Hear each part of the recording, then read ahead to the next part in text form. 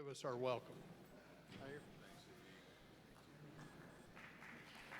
Thank you. Thanks for being in our city, and thanks for representing our region so well. These issues are probably the most important we will discuss in the next decade or so.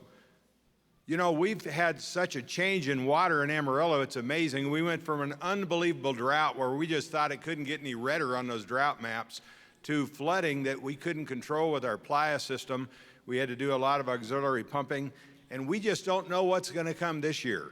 But we know we'll be surprised. And so the preparation has to take all ends of the gamut, and we appreciate you being here to help us do the job. The professionals that support us politicians really make our job possible, because all of the engineering and studies that are done don't ever predict the things we've seen this year, like our groundwater pipe that now has a lot of corrosion. They've tested 55 miles and found work that needs to be done that was unexpected as little as a year ago. And so we adapt to those things in the Panhandle, and we know, I go talk to kids in the morning about what the mayor does and what the city does, and I said, well, imagine for a minute you turn on the tap this morning and nothing comes out. You go to brush your teeth, you go to take a bath, you go into mom and ask for a drink of water, and nothing comes out of that tap. And those kids' eyes get big and they look around that room, and I said, now imagine that other things don't happen with water, like the bathroom. You just can't do things in the bathroom. And they look, and I said, what's it going to be like? And 201, they all say it sort of starts to stink around here. You don't think about all the different aspects of what this gives us, but it is life for us, and what you're doing is critical to all of us. So thank you for participating. Hope you get a lot out of this, and welcome to Amarillo. Welcome to this symposium again, and thanks for coming back.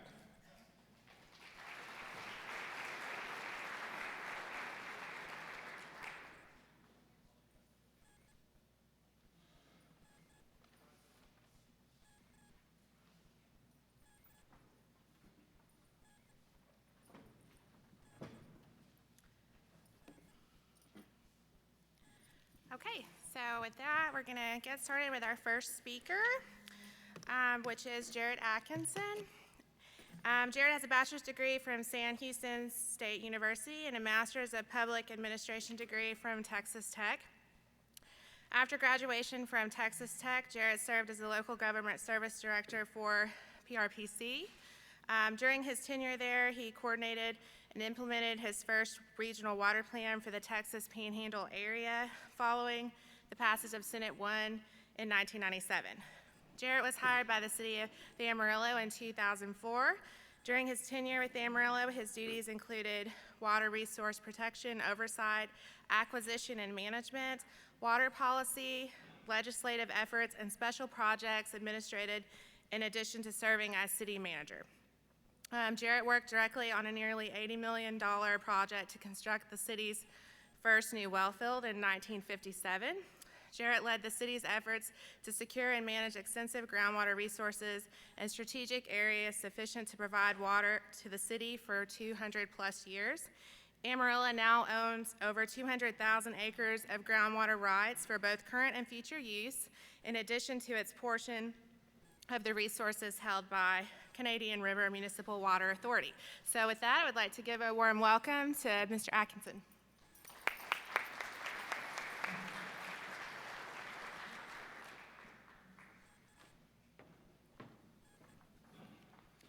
Well, good morning.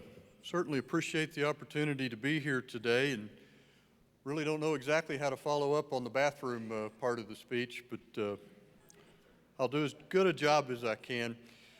Really what I want to talk to today, for many of y'all, you will already know most of this. Hopefully for some of you it's new. But I really want to leave us at the end with a quick set of basics about water law, water regulation, and water issues facing the Texas Panhandle. So if we could switch and get started with the presentation here. We all know that water, whether we have it or whether we don't, really whether the water is where we want it to be, is truly one of the most pressing public policy issues in Texas. You could actually say across the entire United States. We're in the Texas Panhandle, the Texas High Plains today, so we're going to try to limit it to that. You're going to hear from true experts in the field later. We're going to hear from some of our legislators.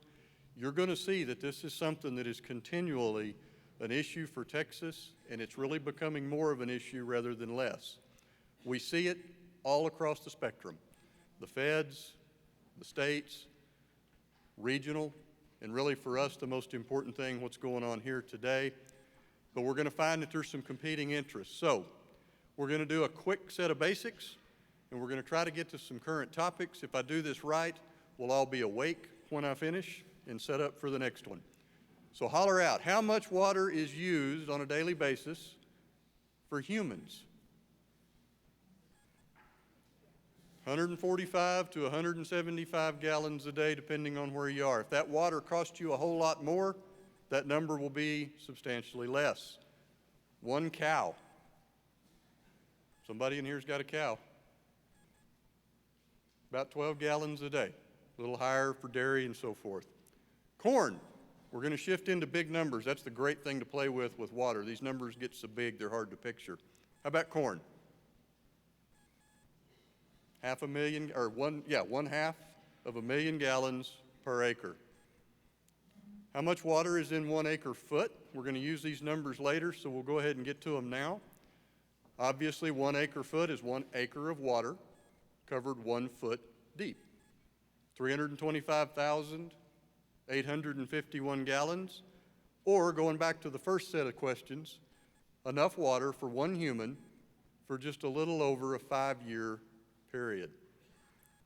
You're going to hear gallons per minute, million gallons a day. These will all bounce back and forth, so we'll talk about that. A well that produces 700 gallons per minute would make just a hair over 1 million gallons in one day. Folks, we've got wells that will produce less than 50 gallons a minute. We've got wells in the Texas Panhandle that will run up to 2,500 gallons a minute, and in some cases even more. But give you a sense of how these will stack up, and we'll try that later. The Texas Panhandle is what type of climatic region? Exactly, semi-arid. What does that mean? It's a scientific term that says we're hot, dry, and just almost a desert. So, 2015 notwithstanding, that's what we are. If we are almost a desert, how much water do you think we're projected to use on an annual basis? Let's use 2020 because our regional water planning group has published some excellent numbers on that, and we'll get it big. 1.733 million acre feet a year. We all remember how much water is in an acre foot, right? 325, 851. So, the mathematical expression says that's 564 billion gallons in a year. If you're Andy Griffith, that's just a whole lot of water. 1 year, okay? Who can picture that much water? Who's got a way to imagine that? Swimming pools won't get it done. Saying that that's 1.73 million acres, 1 feet deep, won't get it done. How about we stack that water up on 1 acre, and 1 acre is generally the size of a football field with your end zones and so forth. So if we stack that water on a football field, how tall is that stack of water going to be? 328 miles tall. Folks, if you put that stack in this room and tipped it over, it'd reach to Fort Worth, Texas. Okay? We've got a lot of water. We use a lot of water.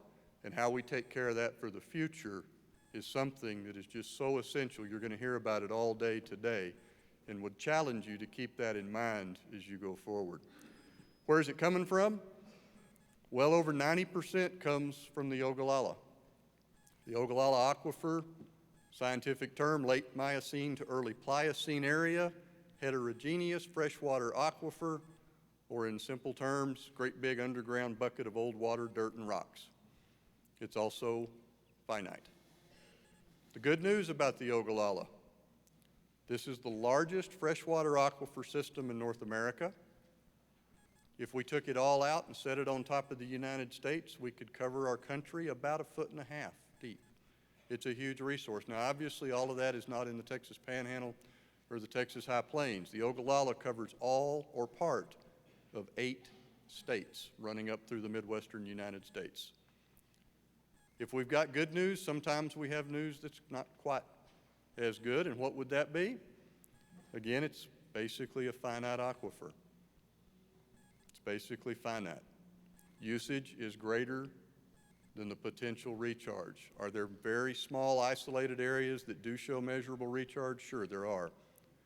Spread across the whole, we are mining or depleting the Ogallala aquifer. So again, conservation will be the key, not only today, but certainly for our future. Without it, we're in trouble. The better news that goes back on that, again, it's still a huge resource. It's a great resource. Most of the needs that we have across this area can be met.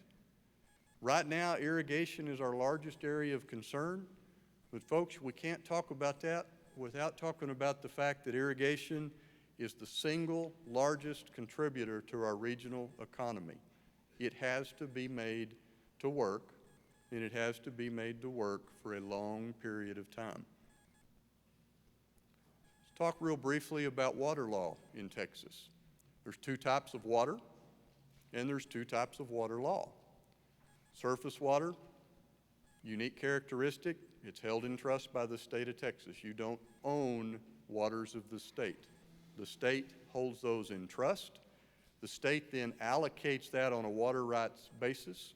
Gets very detailed, very cumbersome as you move down from that, junior rights, senior rights, so forth. But the basic is you get a water right from the state to use the surface water of the state, and that gives you the ability to divert and to consume a certain quantity of water per year. Okay? We don't go to the groundwater districts, we don't go to cities or others to get that. We go to the state of Texas. The 3 major issues with surface water for Texas: there's not always enough to go around. We have seen that in recent years with calls to shut off junior water rights and other extensive things like that. Surface water is not always where you need it. It's also extremely difficult to develop a new supply of surface water. There are places in Texas that would be appropriate for new reservoirs. There are new reservoirs that have been proposed to be built. You're looking at a minimum of 20 and most likely 40 years to bring a supply like that online. So it is good. It is generally a renewable resource. Despite the pounding that our reservoirs have taken over recent years, they have recovered or are in the process of recovering. Groundwater, it's not owned by the state. Recent legislative acts, recent Supreme Court opinion. Groundwater is an individual property right. I would suggest that most of us up here have known that, have conducted our business like that, have spent extensive amounts of money, public dollars, private dollars, for decades. It's no longer a question. It has been affirmed. It's an individual property right. It's subject to the same protections and the same limitations as other property rights. Rule of capture, one of our favorite phrases. What is the rule of capture? Does it apply to use? Does it apply to ownership? It applies to the use. The ownership is settled. There's not a question. You no longer have to perfect by getting the water to the surface for it to be yours. So, with that, you don't own a particular drop, and that is in quotes, that comes out of Supreme Court opinion. You don't own a particular drop, but you do own a groundwater right. The Water Code, Chapter 36, 002.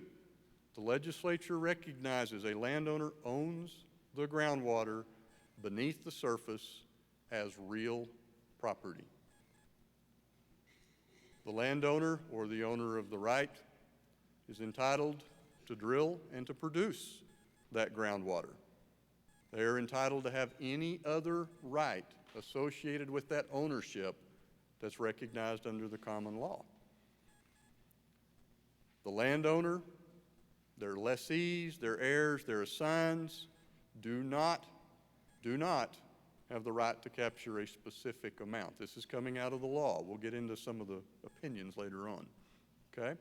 Everybody with me so far? Nothing in this grants the authority to deprive or to divest the landowner of the groundwater ownership and the rights described by this section. Sounds pretty strong, right? We're good. However, this section does not prohibit a district from limiting or prohibiting the drilling of a well for a failure or for an inability to comply with minimum spacing or tract size requirements. The section does not affect the ability of a groundwater district to regulate production.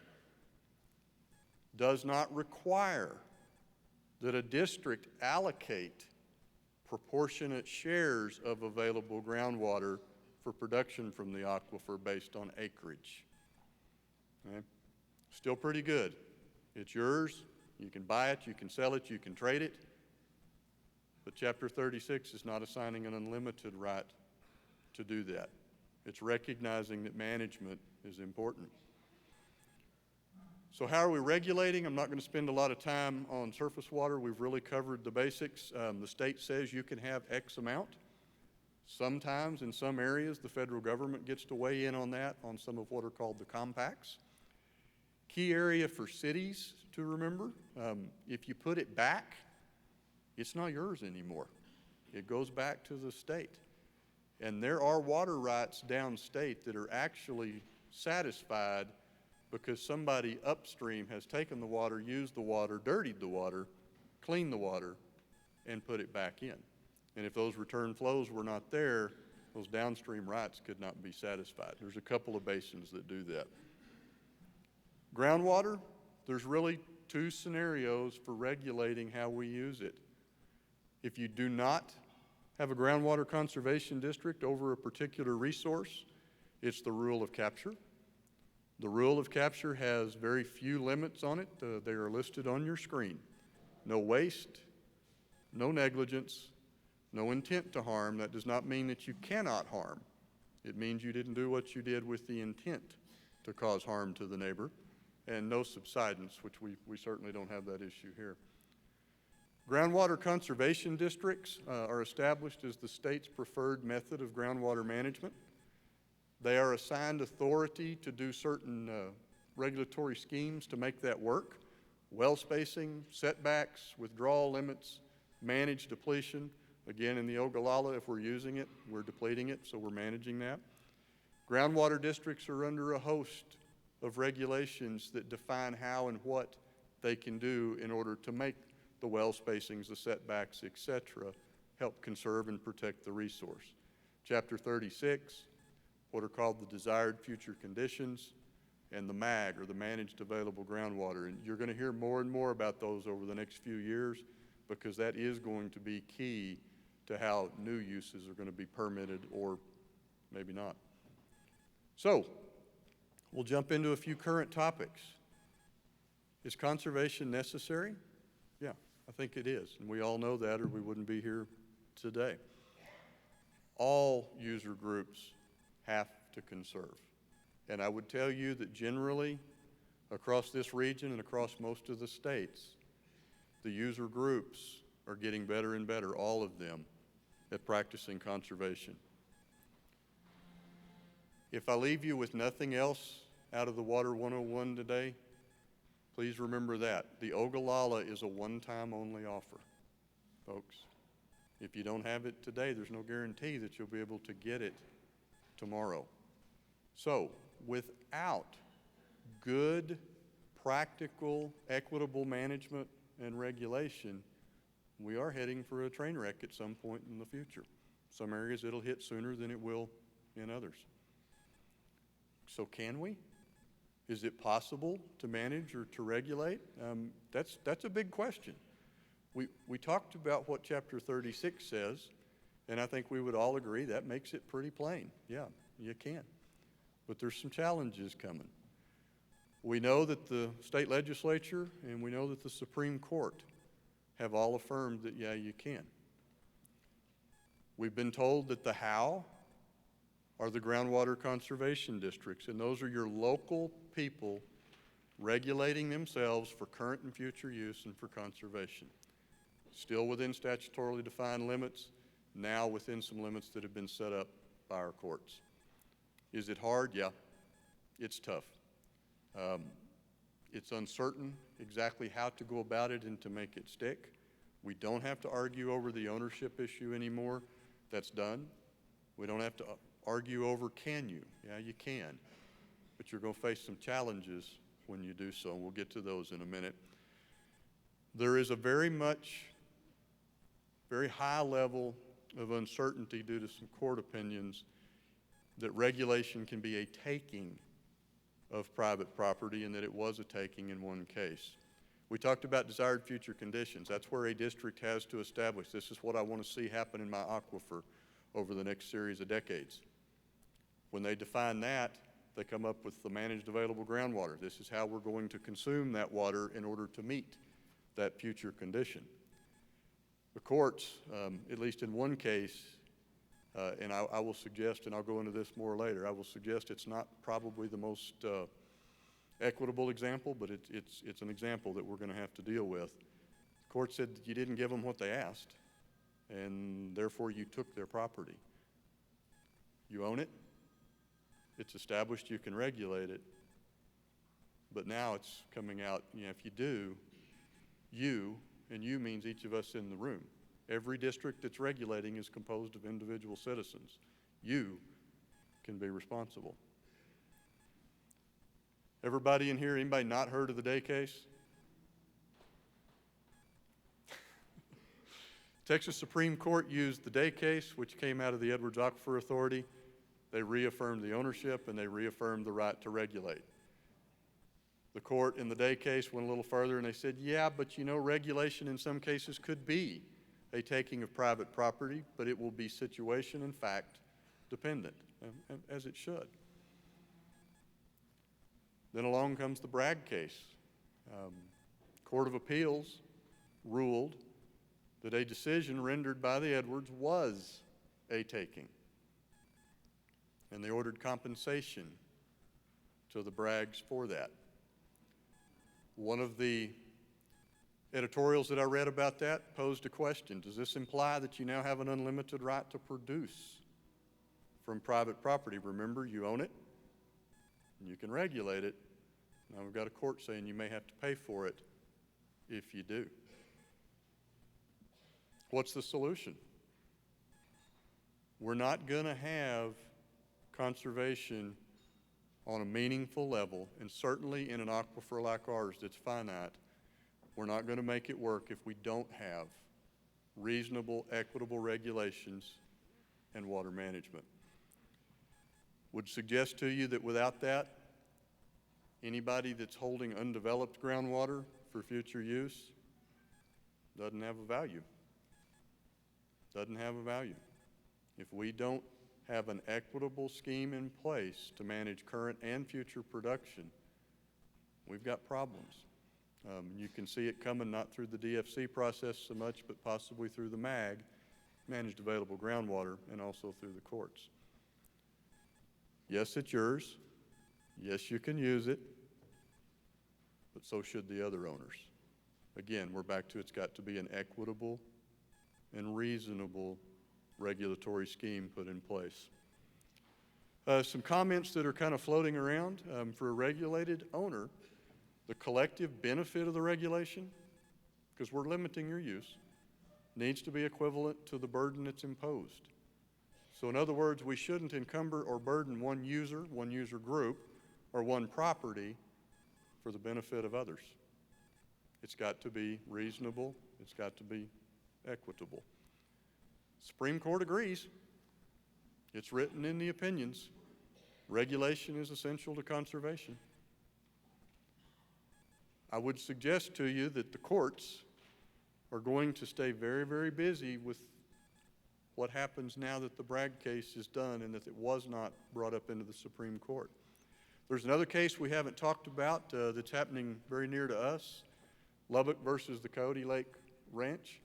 This is a fascinating case. It's not over, can you necessarily use the water? In this case, the city of Lubbock owns the water under the Coyote Lake Ranch. They've owned it since the 50s. They're ready to start a new series of wells on the water right they own, settled issue. In this case, the landowner has put forth, yeah, but you have to follow what's known as the accommodation doctrine. The accommodation doctrine comes out of oil and gas law, and the accommodation doctrine gives that landowner who has a severed mineral right, it's no longer theirs, it gives them some control over how the surface is developed and used for the owner of that mineral right, or by the owner of that mineral right.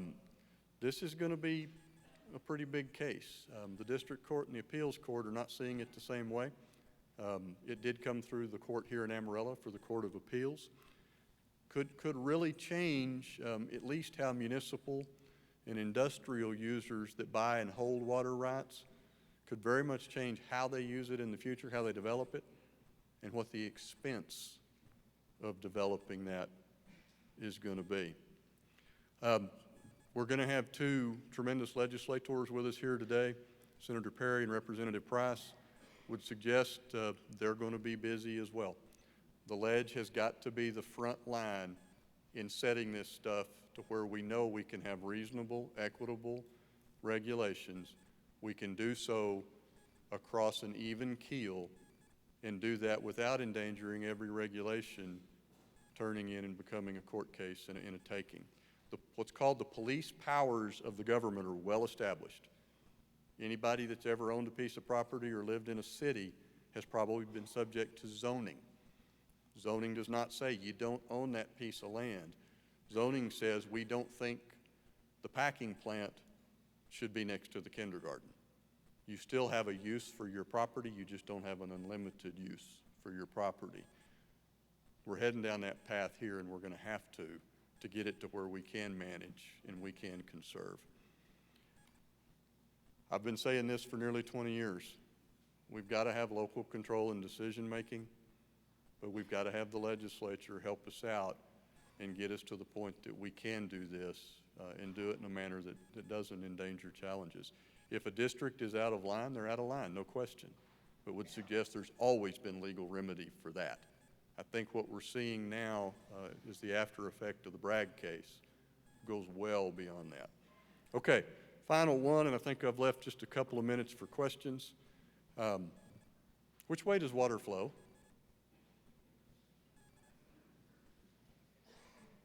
Flows towards money. Y'all were going to say downhill, right? Flows towards money. Okay. Okay.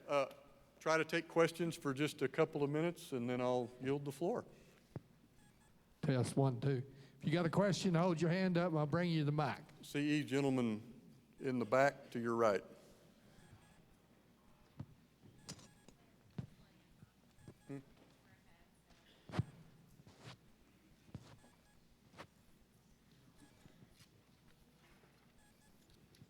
You mentioned that there are instances in which the aquifer is recharged. Mm-hmm. Where and how does that occur? Well, there are places that the aquifer is close to the surface and the overburden is very permeable, and you're going to get recharge in those cases. I think traditionally the science says that our playa basins, if they were unmodified playa basins, is probably contributing to recharge. I'm pretty simple-minded and not a scientist. An unmodified playa is kind of like the saucer that you set under a cup of coffee. We all see those playas fill dramatically after a large rain event. They pull down dramatically, but they're not empty, and that last part stays there for a while. That's the water in the saucer. What was coming over the sides is hitting some formations that in some cases can probably allow that water to percolate back to the aquifer.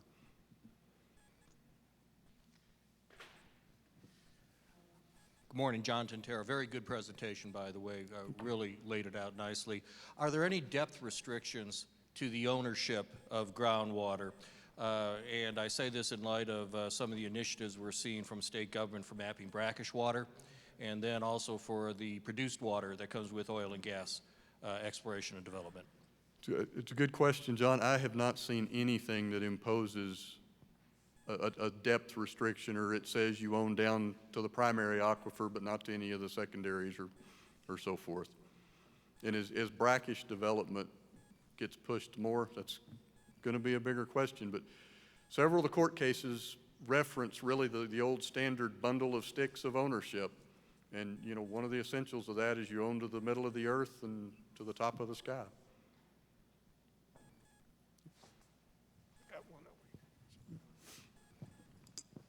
He's coming, Barbara. I hope you've got your step counter on today. I do, but I should have worn my tennis shoes. Thank you, Jarrett. What is the rate of recharge compared to the rate of use of the Ogallala Aquifer? The rate of recharge compared to the rate of use, the use is exponentially greater than the recharge across the entirety of the Ogallala. And do you know how fast are we using it compared to, like, are we using it at 6 times the rate of recharge or 10 times the rate of recharge? Do you know? The gentleman laughing at me right in front of you has that answer. And he's going to say 6. Yeah, six times as much pumping as recharge. And Barbara, that is also going to depend on where you are. There's places the Ogallala is a very, very thin resource. There are places the Ogallala is hundreds of feet thick. So, thank you, Robert. Dr. Mace. Any other question? Yes, sir. I like this. Y'all be sure to alternate questions completely left to right as we go through the end I of this do presentation. need to lose weight. Who had their hand up? Right there.